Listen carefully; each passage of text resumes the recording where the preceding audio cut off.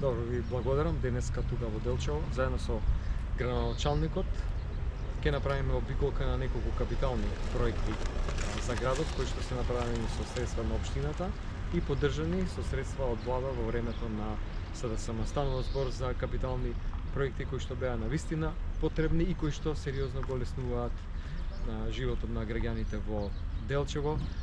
Прво, обновата на салата Астном, која што се користи за многу манифестации, понатаму мостот, кој што исто така го леснува движењето низ градот, понатаму изградбата на новата градинка, во која ќе се сместат повеќе од 100 деца, а за тоа има огромна потреба во градот, понатаму пазарот кој што е целосно обновен и секако новата прочистителна станица со швајцарскиот проект и дополнително средства од владата наменети пред неколку години.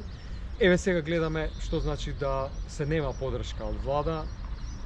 Од ова актуелна влада практично Делчево е заборавено и целосно е маргинализирано. Жалам што права таква политичка сегрегација врз основа на тоа кој градоначалник од која партија е, тоа граѓаните навистина не го заслужуваат.